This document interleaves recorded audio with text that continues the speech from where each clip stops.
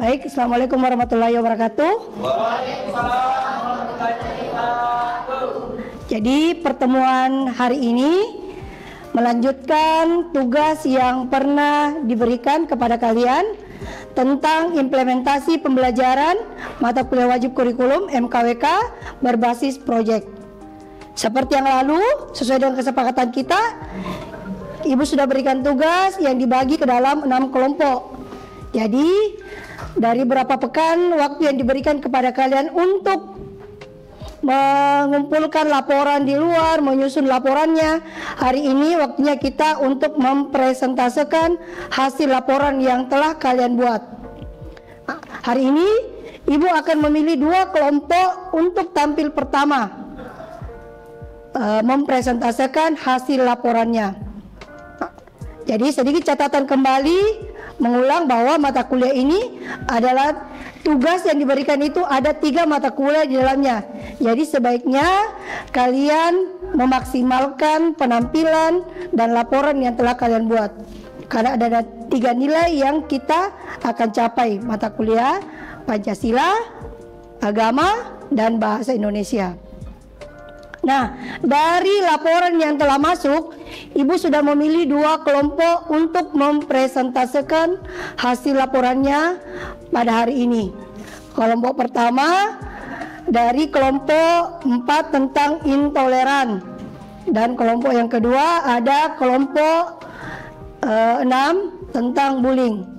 Nah, di depan kita di kelas ini juga ada dosennya, dosen pengampu mata kuliah tersebut. Ada Ibu Reyanti dan ada Pak Bur. Nah, jadi Ibu harap hari ini betul-betul presentase kalian dilakukan dengan maksimal, karena kita akan mengambil nilai dari apa yang telah kalian lakukan. Oke, untuk kelompok pertama silakan perwakilan temannya untuk mempresentasikan. Ada Ibu Reyanti yang memandu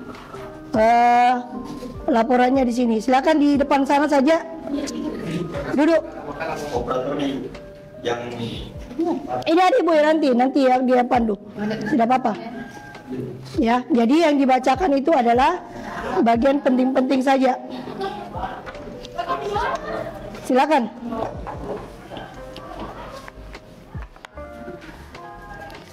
Baik, Assalamualaikum warahmatullahi wabarakatuh. Waalaikumsalam warahmatullahi wabarakatuh. Salam sejahtera bagi kita semua. Shalom, Om Swastiastu, Namo Buddhaya, dan salam kebajikan. Pertama-tama marilah kita panjatkan puji syukur kepada Tuhan Yang Maha Esa, karena atas berkat rahmat dan kesehatannya sehingga kita masih bisa berkumpul pada siang hari ini. Dan tak lupa pula kita tuturkan salawat serta salam pada Nabi besar kita Muhammad SAW. Allahumma shalli ala Muhammad. Sebelumnya terima kasih kepada Bapak dan Ibu dosen yang telah memberikan kepada kelompok kami kesempatan untuk mempresentasikan hasil observasi kami terkait dengan materi intoleran. Baik, langsung saya mulai. Latar belakang dari intoleran. Efek media sosial terhadap intoleransi adalah fenomena yang semakin menjadi perhatian di era digital saat ini. Media sosial seperti Facebook, Twitter, Instagram, dan platform lainnya telah mengubah cara kita berinteraksi dan berkomunikasi dengan orang lain. Namun pengaruh media sosial juga memiliki dampak yang kompleks dan dapat mempengaruhi tingkat toleransi dalam masyarakat. Fenomena intoleransi seperti rasisme, fanatisme, agama, dan diskriminasi telah menjadi lebih menonjol dalam konteks media sosial. Salah satu aspek yang terkait dengan efek media sosial terhadap intoleransi adalah etika. Dalam konteks media sosial, etika mengacu kepada norma-norma dan nilai-nilai yang mengatur perilaku online. Media sosial memberikan platform bagi individu untuk menyuarakan pendapat mereka secara bebas. Namun seringkali tanpa pertimbangan etika, misalnya penggunaan media sosial dapat dengan mudah menyebarkan informasi palsu atau memposting komentar yang menghina dan memberikan komentar kepada orang lain. Hal ini dapat memicu konflik dan meningkatkan tingkat intoleransi yang ada di masyarakat. Selain itu, agama juga memiliki peran penting terhadap efek media sosial terhadap intoleransi. Media sosial memberikan ruang bagi individu untuk menyampaikan keyakinan agama mereka secara publik. Namun, hal ini dapat memicu konflik antar agama jika tidak dilakukan secara bijaksana. Penggunaan media sosial seringkali terlibat dalam diskusi atau debat agama yang intens, yang dapat meningkatkan ketegangan antar kelompok agama dan memperkuat sikap intoleransi. Dalam konteks sosial, media sosial harus digunakan sebagai sarana untuk mempromosikan dialog dan toleransi secara kelompok. Dalam konteks Pancasila, efek media sosial terhadap intoleransi juga dapat dikaitkan dengan nilai-nilai yang terkandung di dalamnya, seperti nilai persatuan, keragamaan, dan toleransi. Namun, pengaruh media sosial yang negatif dapat mengancam nilai-nilai tersebut. Misalnya, penyebaran informasi palsu dan kebencian. Oleh karena itu, penting bagi individu untuk menggunakan media sosial secara bertanggung jawab. Efek media sosial terhadap intoleransi adalah hal yang kompleks dan multimedia. Penting bagi individu untuk menyadari dampak dari penggunaan media sosial dengan bijak, dengan menanamkan etika menghormati perbedaan agama, sosial yang baik, serta memperkuat nilai-nilai Pancasila dalam berinteraksi online mereka. Pertama, pengertian intoleran. Intoleran adalah sikap yang perilaku tidak dapat menerima perbedaan pendapat, keyakinan, atau karakteristik individu atau kelompok lain. Intoleransi seringkali muncul dalam konteks sosial, politik, dan agama, di mana individu atau kelompok merasa superior dan menolak menerima pandangan atau kepercayaan yang berbeda. Intoleransi dapat terjadi dalam berbagai bentuk, termasuk intoleransi agama, intoleransi rasial, intoleransi politik, dan intoleransi gender. Intoleransi agama terjadi ketika seseorang atau sekelompok orang menerima keyakinan atau praktik agama yang berbeda dari mereka sendiri. Contohnya adalah diskriminasi terhadap minoritas agama, penindasan terhadap agama tertentu, atau penolakan untuk mengakui hak-hak individu berdasarkan keyakinan agama mereka. Intoleransi rasial terjadi ketika seseorang atau sekelompok orang menolak menerima individu atau kelompok lain berdasarkan ras dan etnis mereka. Ini dapat mencakup diskriminasi rasial, stereotip negatif, perlakuan tidak adil, atau kekerasan yang ditujukan kepada kelompok ras tertentu. Intoleransi politik.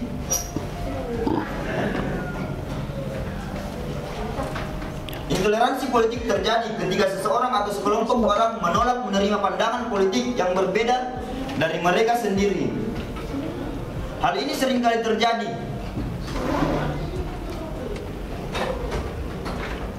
ya. Tuh. Selanjutnya, B. Pengaruh media sosial terhadap peningkatan intoleransi dalam masyarakat. Pengaruh media sosial terhadap peningkatan intoleransi dalam masyarakat adalah topik yang kompleks dan kontroversial. Media sosial telah menjadi bagian integral dan kehidupan sehari-hari banyak orang di seluruh dunia. Dalam beberapa tahun terakhir, penggunaan media sosial telah meningkat secara signifikan, dengan jutaan orang mengakses platform seperti Facebook, Twitter, Instagram, dan lainnya setiap hari. Namun, sementara media sosial dapat memiliki dampak positif dalam memfasilitasi komunikasi dan pertukaran informasi, juga ada kekhawatiran tentang pengaruh negatifnya terhadap masyarakat. Salah satu pengaruh negatif media sosial adalah peningkatan intoleransi dalam masyarakat. Media sosial memberikan platform yang luas bagi individu untuk berbagai pandangan mereka dengan cepat dan mudah. Namun seringkali ini mengarah pada polarisasi dan konflik antar kelompok-kelompok yang berbeda. Ketika orang-orang dengan pandangan yang sama berkumpul di ruang online tertentu, mereka cenderung menguatkan keyakinan mereka sendiri dan menolak pandangan yang berbeda. Hal ini dapat menciptakan lingkungan yang tidak toleran terhadap perbedaan pendapat dan identitas. Oke, mungkin boleh dilanjutkan dengan bagaimana pendapat yang kamu lihat di lapangan dari hasil wawancara kamu terkait intoleransi. Ini ada di pandangan agama, pendapat masyarakat tentang intoleransi. Pendapat masyarakat? Iya, ini ada di halaman 9, Ibu. Ya. Baik, saya akan memaparkan hasil observasi saya terkait dengan pandangan masyarakat Ya. bagaimana intoleran yang ada pada saat ini. Sesuai dengan observasi saya di lapangan, saya sangat jarang sekali mendapatkan masyarakat-masyarakat yang mendukung adanya sikap intoleran.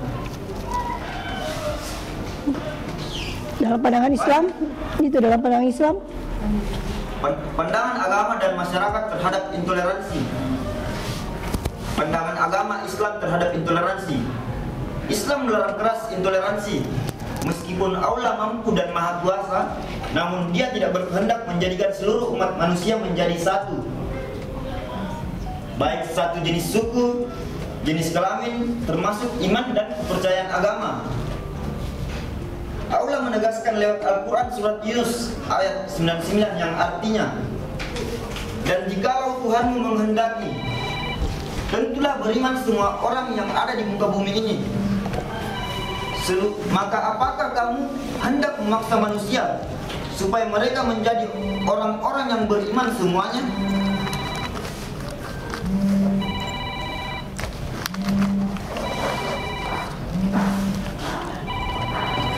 Keniscayaan pada perbedaan ini menurut Ketua Pimpinan Pusat Muhammadiyah, Dadang Ahmad,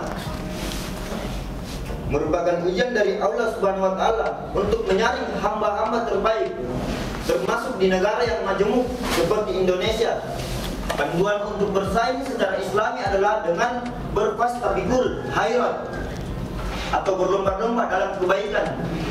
Jadi yang harus kita tonjolkan ketika kita hidup di masyarakat plural, multikultural seperti di Indonesia, sikap kita adalah sikap toleransi, sikap moderasi, sikap wasatiyah, tidak bermaksud menghalangi orang beribadah, tidak menghasut untuk merusak orang.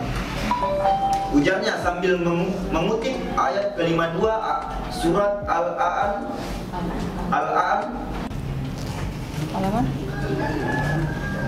Tanggapan etika halaman 14.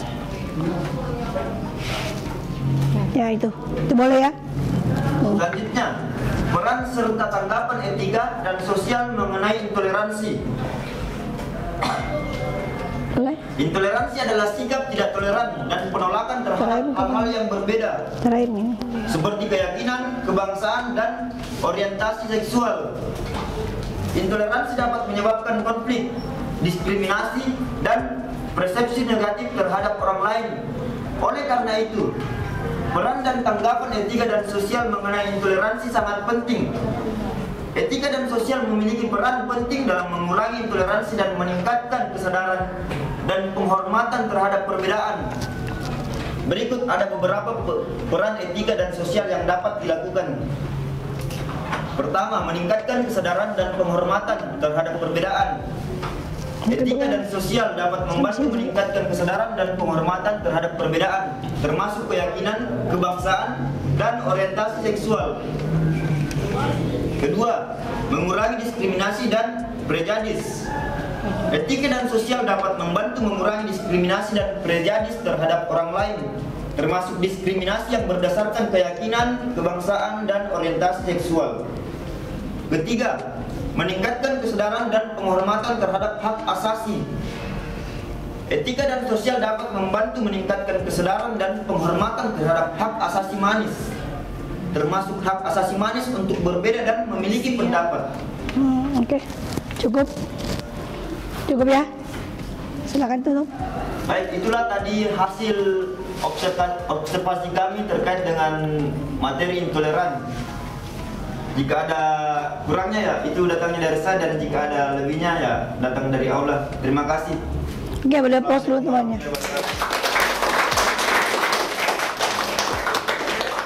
Oke, jadi itu tadi pemaparan singkat dari temannya terkait laporan yang sudah dia buat selama proses tugas dari sejak awal tugas ibu berikan.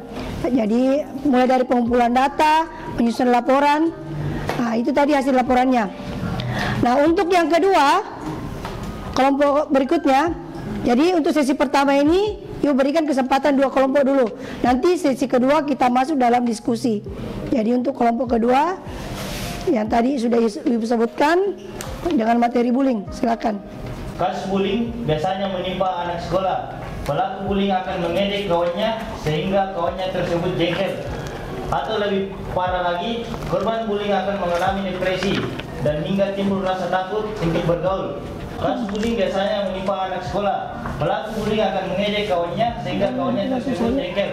Atau lebih parahnya lagi, korban bullying akan mengalami depresi dan hingga timbul rasa takut untuk bergaul. Bullying harus dihindari karena bullying mengakibatkan korbannya takut untuk bergaul sehingga mengakibatkan korban mengalami isolasi sosial. Selain itu, bullying juga menjadikan seorang anak turun prestasinya karena merasa tertekan, sering dibully oleh pelaku. Bullying merupakan salah satu tindakan perilaku agresif yang disengaja dilakukan oleh seseorang atau sekelompok orang secara berulang-ulang dan dari waktu ke waktu terhadap seorang korban yang tidak dapat mempertahankan dirinya dengan mudah kasus. Bullying kini marak terjadi tidak hanya di masyarakat, namun kasus ini terjadi di dunia pendidikan yang membuat berbagai pihak semakin prihatin, termasuk Komisi Perlindungan Anak. Nomor 2. Ya.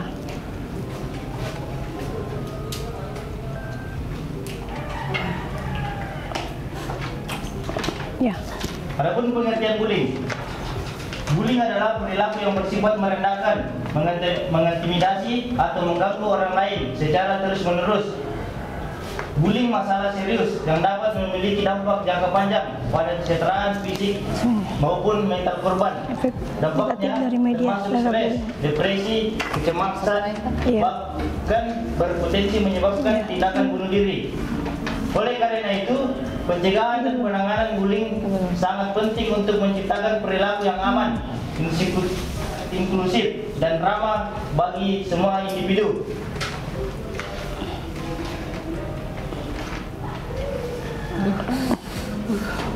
Ya, efek itu efek positif dan negatif. Adapun efek positif dan negatif media sosial terhadap bullying. Yang pertama, efek positif media sosial terhadap bullying. Kesadaran media sosial dapat meningkatkan kesadaran tentang masalah bullying, membuat orang lain terinformasi tentang dampak negatifnya pada korban. Pendidikan, program-program televisi, artikel atau kampanye di media sosial dapat memberikan informasi tentang cara mencegah dan mengatasi bullying, mengedukasi masyarakat tentang pentingnya rasa hormat dan empati. Dukungan media juga dapat memberikan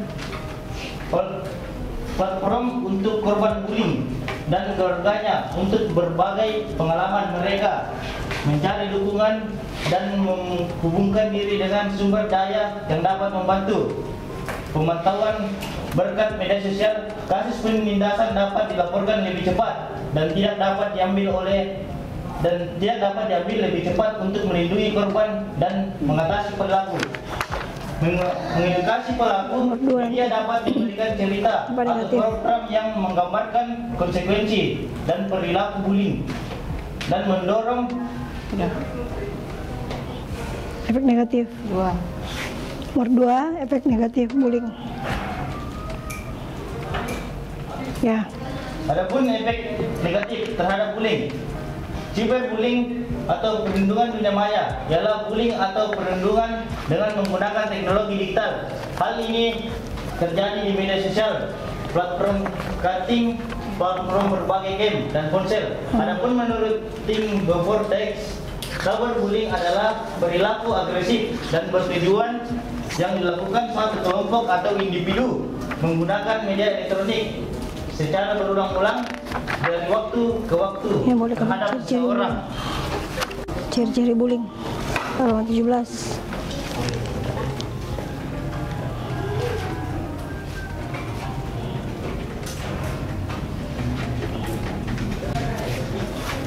Yang pertama, ciri-ciri bullying terbagi menjadi dua. Yang pertama, ciri-ciri pelaku bullying. Ciri-ciri pelaku bullying adalah memiliki kekuasaan yang lebih tinggi sehingga pelaku dapat mengatur orang lain yang dianggap lebih rendah. Ciri-ciri lainnya, perilaku bullying antara lain sebagai berikut. 1. Hidup berkelompok dan menguasai kehidupan sosial seseorang. 2. Menempatkan diri di tempat tertentu di sekolah atau di sekitarnya. Yang ketiga, merupakan tokoh populer di sekolah. Yang keempat, gerak-geriknya seringkali dapat ditandai, yaitu sering berjalan di depan sengaja menabrak, berkata kasar, menyepelekan atau melecehkan. Yang kelima, berulang pelaku bullying cenderung melakukan perilaku mereka secara berulang, bukan sebagai konflik satu kali atau pertengkaran biasa. Yang keenam, kekuasaan yang tidak seimbang. Pelaku bullying memiliki kekuasaan atau dominasi terhadap korban, baik dalam hal fisik, emosi, atau sosial. Yang ketujuh, tujuan untuk merugikan motivasi perilaku. Bullying adalah untuk menyakiti, merendahkan, dan merugikan korban. Yang kedelapan, kurangnya empati pelaku bullying. Kurangnya empati pelaku bullying. Sering kurang empati terhadap perasaan atau dampak yang mereka ciptakan pada korban. Yang kesembilan, keengganan untuk bertanggung jawab. Pelaku bullying sering menyangkal atau mengabaikan tindakan mereka dan tidak merasa bersalah. 10.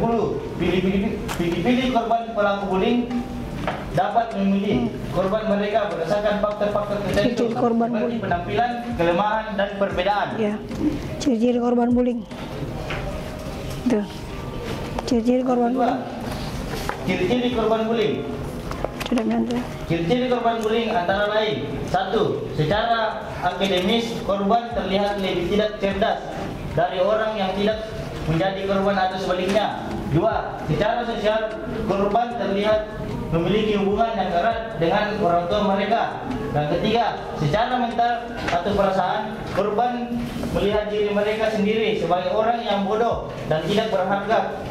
Kepercayaan diri mereka rendah dan tingkat kecemasan sosial mereka tinggi. Yang keempat, secara fisik, korban adalah orang yang lemah. Korban laki-laki lebih sering mendapatkan siksaan secara langsung, misalnya bully fisik, dibandingkan korban laki-laki. Korban perempuan lebih sering mendapatkan siksaan secara tidak langsung, misalnya melalui kata-kata atau bully verbal. Yang kelima, secara antar perorangan, walaupun korban sangat menginginkan penerimaan secara sosial, mereka jarang sekali untuk memulai kegiatan-kegiatan yang menjurus ke arah sosial. Yang keenam, anak korban bullying kurang diperhatikan oleh pembina karena korban tidak bersikap aktif dalam sebuah aktivitas. Oke, cukup. Silakan tutup. Ya, itu pun presentasi kami terhadap efek media sosial terhadap bullying. Terima kasih. Wassalamualaikum warahmatullahi wabarakatuh. Waalaikumsalam.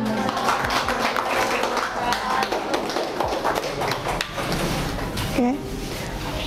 Nah, demikian tadi pemaparan singkat dari temannya tentang kasus bullying. Jadi ada beberapa mungkin ya dari kalian yang ingin memberikan komentar atau tanggapan. Nah, kalau Ibu pribadi sebagai dari dosen mata kuliah bahasa Indonesia, nanti di akhir Ibu akan memberikan kira-kira kekurangan kalian di mana dan yang perlu kita perbaiki kembali di mana, serta kelebihan kalian ya. Nah, di sini kan sudah ada dosennya dari Pancasila, kewarganegaraan, agama. Jadi silakan yang mau bertanya, menanggapi atau memberikan masukan atau saran dari dua kelompok tadi boleh. Bagian ini Ibu akan berikan waktu, berikan 2 orang penanya. Silakan, dari kelompok mana? Silakan. Assalamualaikum warahmatullahi wabarakatuh. Waalaikumsalam warahmatullahi wabarakatuh. Perkenalkan, nama saya Muhammad Arif Fadil, perwakilan dari kelompok 5. Saya ingin memberikan pertanyaan tentang intoleransi. Kelompok 4. Nah, intoleransi biasa dikenal dengan sikap tidak menghargai pendapat orang lain atau sifat diskriminasi. Nah, tadi dijelaskan beberapa sifat intoleransi dari berbagai pandangan, yaitu sosial, rasial, gender, agama, maupun politik. Nah, dari observasi yang dilakukan oleh kelompok 4, kira-kira apa pandangan masyarakat mengenai tentang intoleransi dalam politik? Dan apa solusi yang dapat diberikan oleh kelompok 4 dalam mengatasi intoleransi politik yang ada di media sosial? Saja, terima kasih. Oke, bagus pertanyaannya. Boleh satu orang lagi, silakan. Assalamualaikum warahmatullahi wabarakatuh. Waalaikumsalam warahmatullahi wabarakatuh.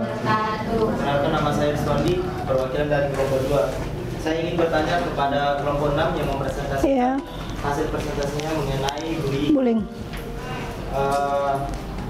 Jika dilihat dari kasus-kasus yang terjadi beberapa waktu yang lalu, bullying mengakibatkan banyaknya anak-anak muda untuk memilih mengakhiri hidupnya. Iya, itu terkhusus di lingkungan sekolah. Adanya tindakan bullying tersebut ditimbulkan karena mungkin adanya beberapa perbedaan yang signifikan antara pelaku dan korban bullying. Ya. Pertanyaan saya, bagaimana seharusnya korban ini melakukan tindakan untuk melindungi dirinya agar tidak menjadi korban, agar tidak menjadi korban bullying, dan bagaimana langkah-langkah yang harus diambil oleh pemerintah untuk mengatasi tindakan bullying ini terkhusus di lingkungan sekolah atau dunia kampus. Oke. Terima kasih. Oke, pertanyaan yang cukup bagus ya. Jadi Ibu berikan kesempatan kepada kelompok yang telah melakukan observasi di lapangan terkait pandangan masyarakat mengenai intoleran, dan kelompok berikutnya tadi tentang bullying. Ini kacamata kalian ya sebagai sebagai salah satu mahasiswa, sebagai bagian dari generasi bangsa, sebagai bagian dari akademisi. Nah, itu kacamata kalian. Kira-kira pandangan kalian terkait hal tersebut bagaimana? Tentunya kan kalian telah melakukan beberapa wawancara di masyarakat terkait topik atau judul yang diberikan. Oke, silakan. Assalamualaikum warahmatullahi wabarakatuh. Waalaikumsalam warahmatullahi wabarakatuh. Kami akan menjawab pertanyaan dari kelompok 2. Ya. Yang pertanyaannya adalah tindakan apa saja yang harus dihadapi terhadap bullying. Menurut pendapat kami, ada beberapa hal yang perlu ditanamkan untuk menghadapi pembulian, yaitu dengan mencari dukungan dari teman maupun keluarga, rasa percaya diri, serta mengembangkan sosial dan memahami bahwa pembulian bukanlah kesalahan mereka, yang membantu mengurangi dampak psikologi. Jawaban yang keduanya adalah apa langkah-langkah pemerintah untuk mencegah bullying. Menurut pendapat kami, pemerintah dapat mengambil langkah-langkah seperti memperkuat regulasi anti-bullying, meningkatkan pendidikan tentang keamanan online, dan mendukung program-program sekolah mencegah dan menanggapi kasus bullying. Selain itu, pemerintah juga dapat melibatkan komunitas dalam upaya pencegahan bullying. Oke. Itulah jawaban dari kami. Terima kasih. Wassalamualaikum warahmatullahi wabarakatuh. Waalaikumsalam warahmatullahi wabarakatuh. Silakan. Bagaimana dengan kelompok penanya tadi? Bisa dipahami. Oke, cukup ya. Jadi yang disampaikan temannya cukup jelas. Silakan duduk. Nanti ditambahkan mungkin dari dosennya ya, terkait dengan kasus bullying yang berkaitan dengan mata kuliah Pancasila, kewarganegaraan maupun agama. Ya, Bu. Oke, selanjutnya kelompok berikutnya.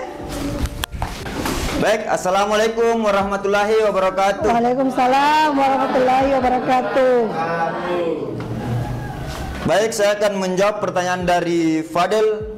Apa pandangan masyarakat terhadap intoleransi yang ada pada media sosial, intoleransi politik, ya? Dan apa solusi yang bisa kami berikan kelompok kami terhadap intoleransi politik yang ada pada media sosial?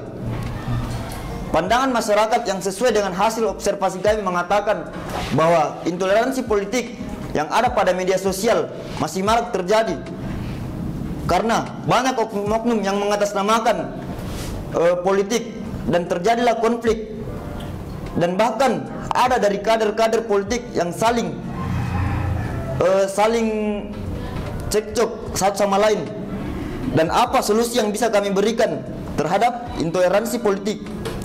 Pertama, mendorong pendidikan politik yang lebih baik. Dan kedua, memperkuat kesadaran akan keragaman dan pandangan politik. Ketiga, mengurangi konten-konten yang berpicu akan menghadang sikap intoleransi. Dan terakhir, edukasi mengenai banyak penyebaran informasi palsu. Ya baik, apakah sudah bisa diterima atau masih ada yang mau ditambahkan? Ya. Cukup. Oh bisa. Ya. Terima kasih. Assalamualaikum warahmatullahi wabarakatuh. Waalaikumsalam warahmatullahi wabarakatuh. Oke, beli aplaus dulu temannya.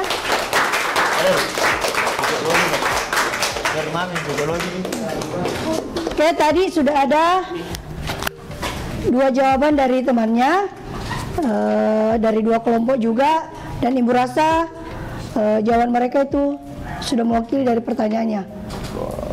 Dari mungkin lebih sempurnanya lagi dari materi kita ini akan dijelaskan sedikit oleh dosen pengampunya. Silakan. Warahmatullahi wabarakatuh. Waalaikumsalam. Selamat siang dan salam sejahtera bagi kita semua. Salam. Yang saya hormati Ibu pengampu mata kuliah Bahasa Indonesia, Agama, serta anak-anakku sekalian yang saya sayangi. Jadi puji syukur kita panjatkan kehadirat Allah Tuhan Yang Maha Kuasa karena masih diberi kesempatan untuk menghadiri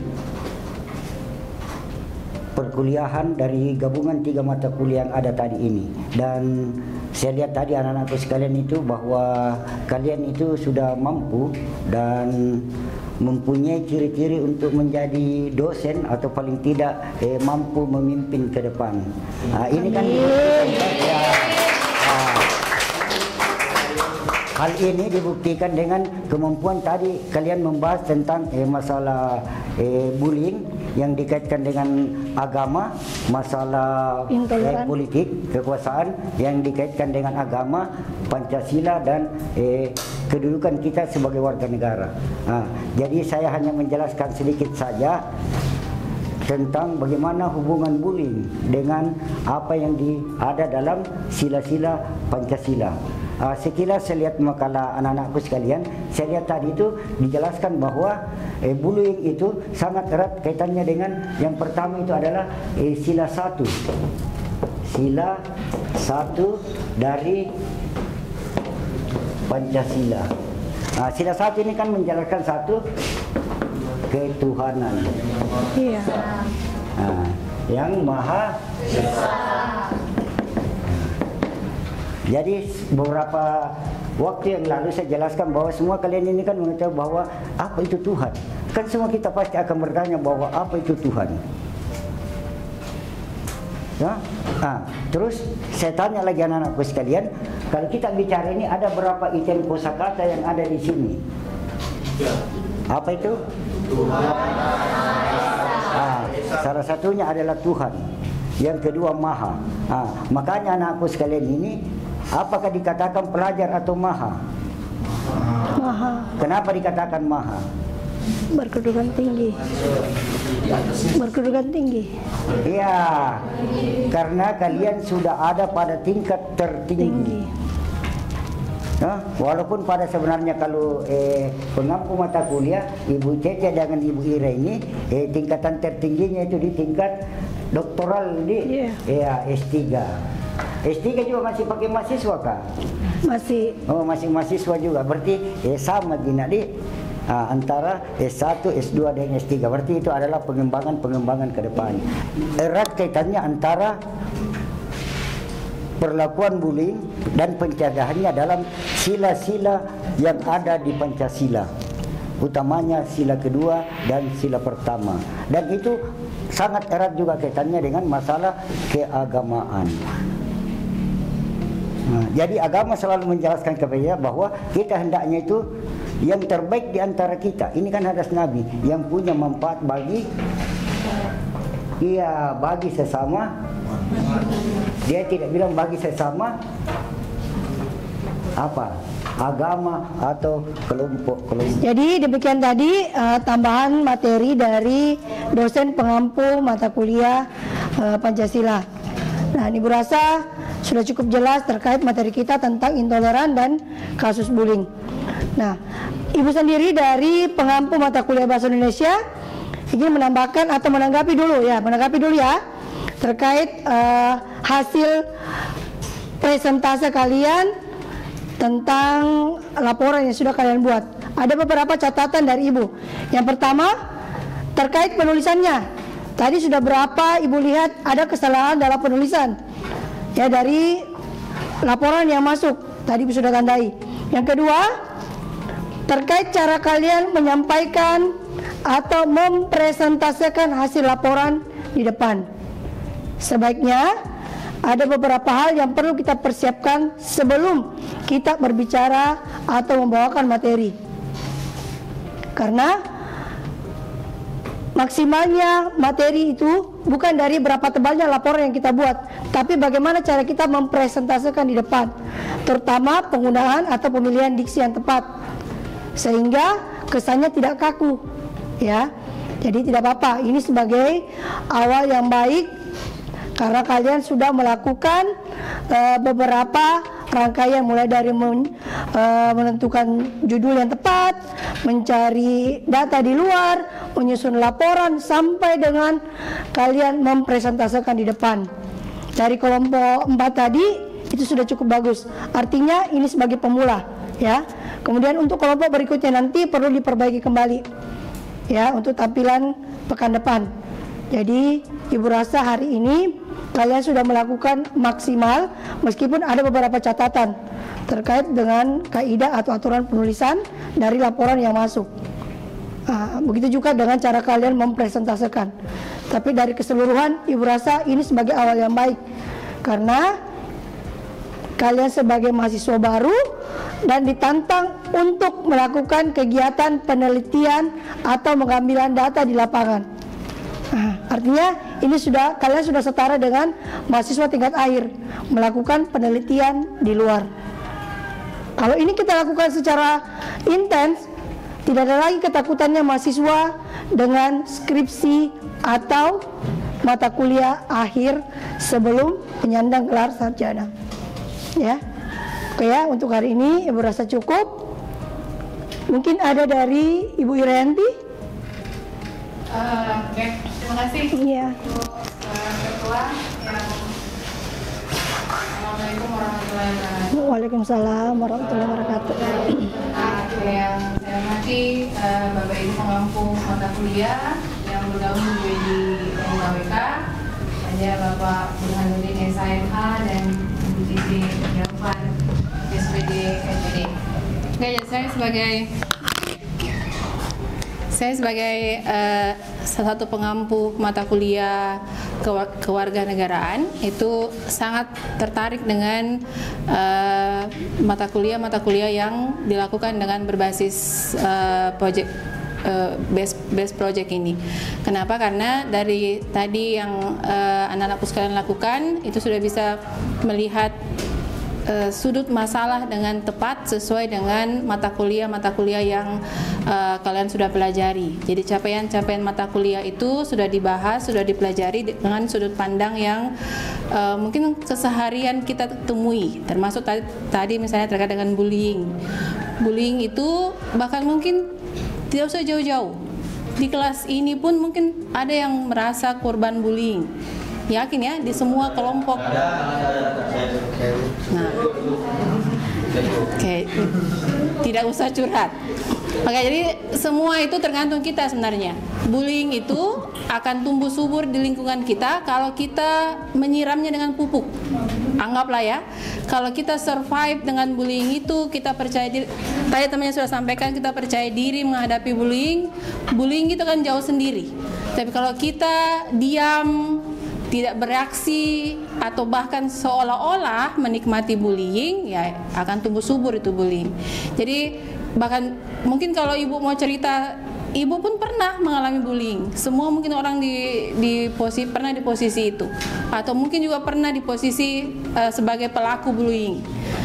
Tapi itu tadi, bagaimana kita menghadapi itu, menyikapi itu, sehingga apa yang kita tidak senangi, apa yang tidak kita sukai, itu tidak tumbuh subur. Apalagi yang kita tahu, kita punya Pancasila sebagai pandangan hidup bangsa. Kita punya Pancasila yang harusnya kita pedomani setiap hari. Harusnya bullying itu tidak tumbuh subur. Nah, tadi juga bicara tentang intoleransi.